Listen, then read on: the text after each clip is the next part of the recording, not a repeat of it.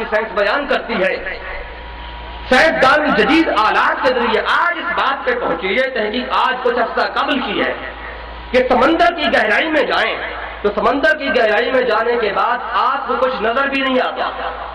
خاص سمندروں کی جب گہرائی میں انسان جاتا ہے تو وہاں پر اندھیرا ہی اندھیرا ہوتا ہے۔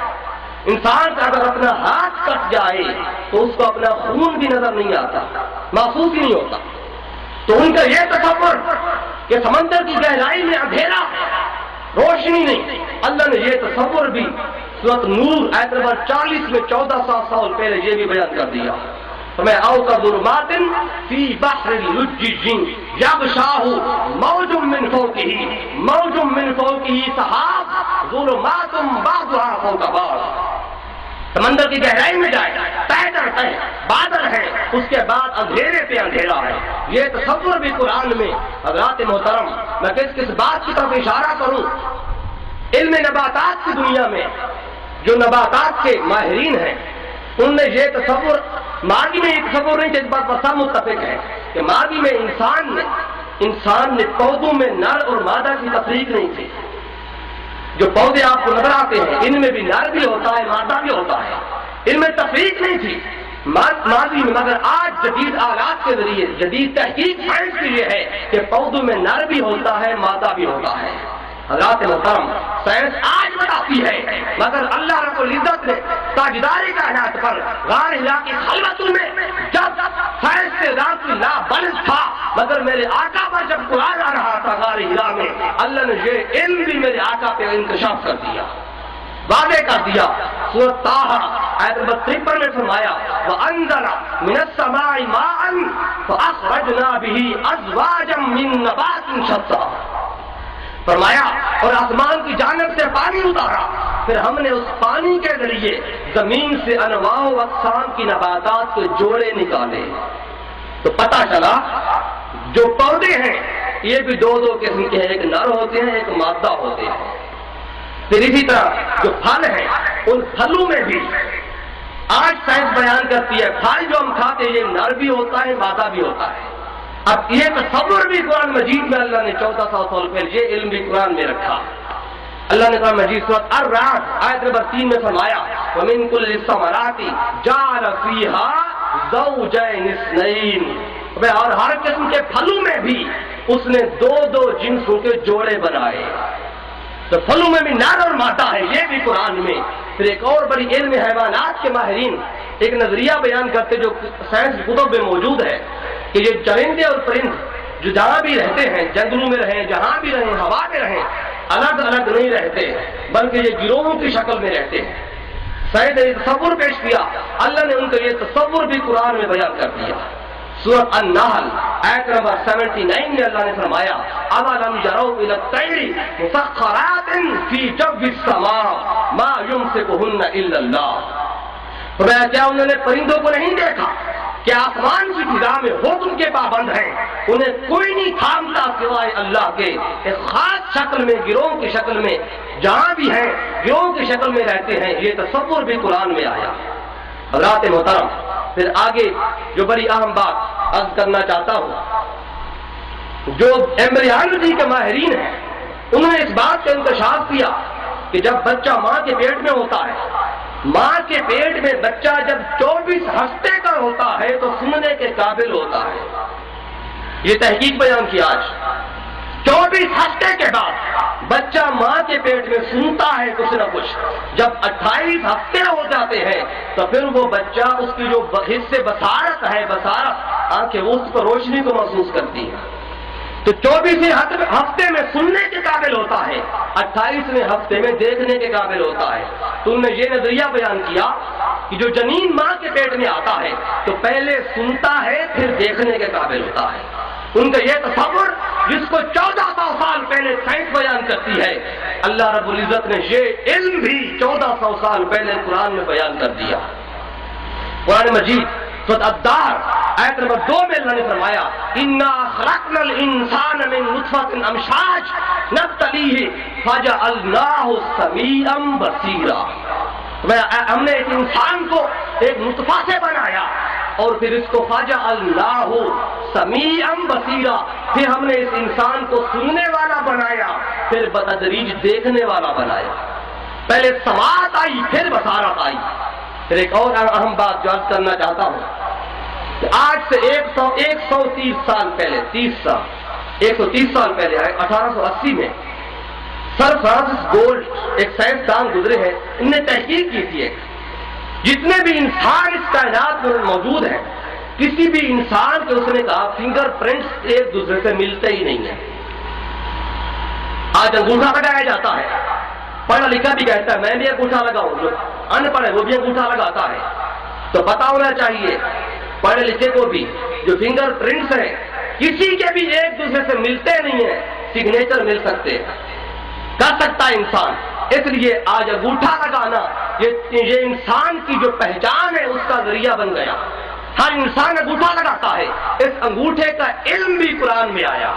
حضرات محترم, وہ 130 سال پہلے کی تحقیق 1880 میں یہ نظریہ بیان کیا کہ کسی بھی انسان کے فنگر پرنٹس چاہے جڑواں بہنیں ہو چاہے جڑواں بھائی ہو, باپ بیٹا ماں بہن جو بھی ہو, شکلیں مل جائیں گی, ہر چیز مل سکتی ہے, ڈپلیکیٹ ہو سکتے ہیں, مگر یہ فنگر پرنٹس کبھی بھی نہیں مل سکتے. پھر ایک اور جو چیلنج کیا کرتے تھے غیر مسلم کہ جب ہم مر جائیں گے مٹی ہو جائیں گے, ہماری ہڈیاں ختم ہو جائیں گی, مٹی ہو جائیں گی, پھر کس طرح ہمیں رب زندہ کرے گا؟ ہماری ہڈیاں دوبارہ کیسے بنیں گی؟ ہمارے چہرے دوبارہ کیسے بنیں گے؟ اور اب ہمیں کیسے دوبارہ بنائے گا؟ اور ہم ایک دوسرے کو کس طرح پہچانیں گے؟ ان کا یہ تصور جو چیلنج کیا کرتے تھے, اللہ نے اسی آیت میں اس کا جواب بھی دیا. سورۃ القیامہ آیت نمبر 3 اور 4 میں اللہ نے فرمایا اَيَحْسَبُ الْإِنسَانُ أَن لَّن نَّجْمَعَ عِظَامَهُ بَلَىٰ قَادِرِينَ عَلَىٰ أَن نُّسَوِّيَ بَنَانَهُ. میں کیا انسان یہ گمان کرتا ہے, یہ خیال کرتا ہے کہ اس کی ہڈیاں جو مرنے کے بعد ریزہ ریزہ ہو جائیں گی؟ فرمایا ہرگز ہم ان کو اکٹھا نہیں کریں گے. کیا یہ گمان کرتا ہے؟ اللہ نے فرمایا ہڈیوں کو اکٹھا کرنا ریزہ ریزہ ہونے کے بعد, مٹی ہونے کے بعد, یہ تو چھوٹا سا کام ہے. بلا قادرین علی ان نسوی بنانا, بلکہ ہم تو اس بات پہ بھی قادر ہیں کہ ان کی انگلی کے فنگر پرنٹس جو آدم سے لے کر آخر تک جس کے آپس میں ملتے نہیں ہیں, ہم اس بات پہ بھی قادر ہیں کہ ان کے یہ فنگر پرنٹس بھی دوبارہ بنا کے دکھا دیں گے. ہڈیاں تو دور کی بات ہے, ہم فنگر پرنٹس دوبارہ بنا دیں گے جس کے آپس میں ملتے ہی نہیں ہے. ہڈیاں تو آپس میں مل بھی جاتی ہیں. تو یہ علم بھی قرآن میں آیا.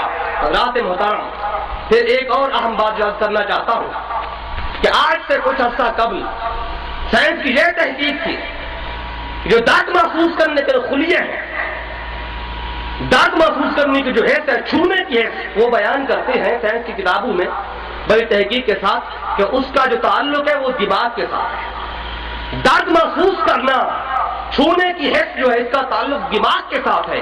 مگر آج کچھ عرصہ قبل یہ نئی دریافت آئی ہے, سائنس نے یہ بتایا دماغ تو سینٹرل پوائنٹ ہے ہی محسوس کرنے کا, درد کا, مگر جو انسان کی جلد ہے اوپر والی, اس جلد کے اوپر جو خلیے ہیں یہ درد کو محسوس کرتے ہیں. جلد کی تہیں ہوتی ہیں, جو جلد کی سب سے اوپر والی تہ ہے, یہ تہ جو ہوتی ہے اس میں درد کو محسوس کرنے کا خلیے موجود ہیں.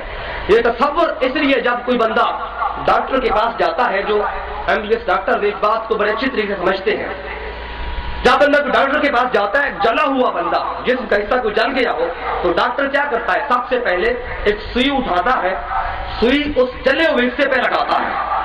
اگر تو وہ سوئی لگنے سے بندہ چونک اٹھے, درد محسوس کرے, تو ڈاکٹر خوش ہو جاتا ہے. جو جلا ہوا حصہ اوپر کا یہ سطحی زخم ہے, اندرونی زخم نہیں ہے, اس لیے کہ درد کو محسوس کرنے کا خلیے اوپر والے حصے میں ہوتے ہیں, اس لیے سوئی لگنے سے درد کو محسوس کر رہا ہے.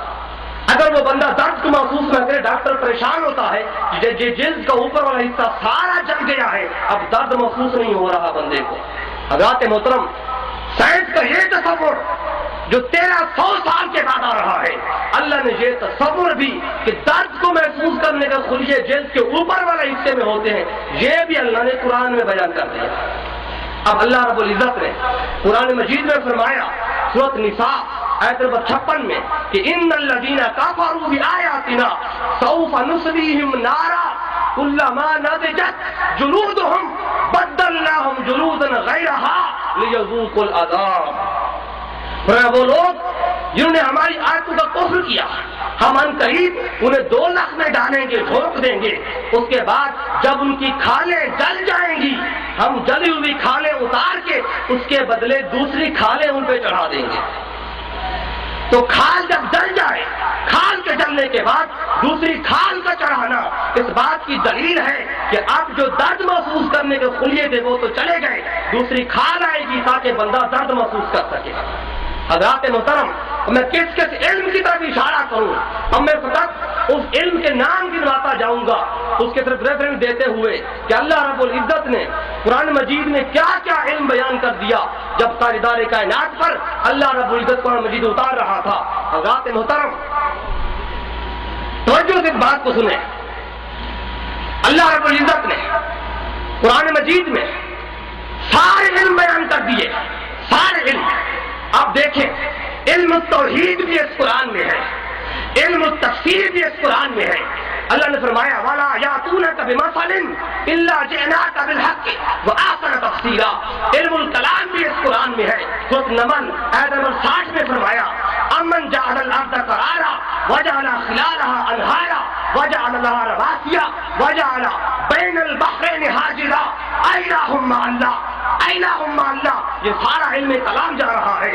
پھر علم الفرائض اور علم المیراث بھی اس قرآن میں ہے۔ سورۃ نساء آیت نمبر 11 اور 12 میں فرمایا یوصیکم اللہ فی اولادکم للذکر مثل حظ الانثیین۔ علم الفقہ اور علم القانون بھی اس قرآن میں ہے۔ سورۃ النساء آیت نمبر 58 میں فرمایا ان اللہ یامرکم ان تؤدوا الامانات الی اہلها۔ علم التزکیہ اور علم التصوف بھی اس قرآن میں ہے۔ سورۃ شمس آیت نمبر 8 تا 10 میں فرمایا فالہمها فجورها وتقواها قد افلح من زکاها وقد خاب من دساها۔ علم التعبیر بھی اس قرآن میں ہے۔ سورۃ یوسف آیت نمبر 101 میں فرمایا رب قد آتیتنی من الملک وعلمتنی من تعبیر الاحادیث۔ علم الصرف، علم النحو بھی اس قرآن میں ہے۔ رب کائنات نے فرمایا سورۃ یوسف آیت نمبر 2 انا انزلناه قرآنا عربیا۔ علم البلاغت، علم البدیع، علم المعانی، علم البیان سب اس قرآن میں ہے۔ اللہ نے فرمایا الرحمن علم القرآن خلق الانسان علمہ البیان۔ علم الفلسفہ بھی اس قرآن میں ہے، علم المنطق بھی اس قرآن میں ہے، علم الحیات بھی اس قرآن میں ہے۔ سورۃ انفال آیت نمبر 60 میں فرمایا وَأَعِدُّوا لَهُم مَّا اسْتَطَعْتُم مِّن قُوَّةٍ وَمِن رِّبَاطِ الْخَيْلِ۔ علم التاریخ بھی اس قرآن میں ہے۔ سورۃ النمل آیت نمبر 76 میں فرمایا إِنَّ هَٰذَا الْقُرْآنَ يَقُصُّ عَلَىٰ بَنِي إِسْرَائِيلَ۔ علم النفسیات بھی اس قرآن میں ہے۔ سورۃ القیامہ آیت نمبر 2 میں فرمایا وَلَا أُقْسِمُ بِالنَّفْسِ اللَّوَّامَةِ۔ علم الاخلاق بھی اس قرآن میں ہے۔ سورۃ القلم آیت نمبر 4 میں فرمایا وَإِنَّكَ لَعَلَىٰ خُلُقٍ عَظِيمٍ۔ علم السیاست بھی اس قرآن میں ہے۔ سورۃ یوسف آیت نمبر 56 میں فرمایا وَكَذَٰلِكَ مَكَّنَّا لِيُوسُفَ فِي الْأَرْضِ۔ علم الثقافت بھی اس قرآن میں ہے۔ سورۃ الروم آیت نمبر 22 میں فرمایا وَمِنْ آيَاتِهِ خَلْقُ السَّمَاوَاتِ وَالْأَرْضِ وَاخْتِلَافُ أَلْسِنَتِكُمْ وَأَلْوَانِكُمْ۔ علم المعاشرہ بھی اس قرآن میں ہے۔ سورۃ البقرہ آیت نمبر 213 میں فرمایا کان الناس امۃ واحدہ فبعث اللہ النبیین مبشرین ومنذرین۔ علم الخطاطی بھی اس قرآن میں ہے۔ البقرہ العنق آیت نمبر 4 میں فرمایا الذی علم بالقلم۔ علم المعیشت بھی اس قرآن میں ہے۔ سورۃ یوسف آیت نمبر 55 میں فرمایا قال اجعلنی علی خزائن الارض۔ علم الکیمیاء بھی اس قرآن میں ہے۔ سورۃ نازعات آیت نمبر 1 اور 2 میں فرمایا والنازعات غرقا۔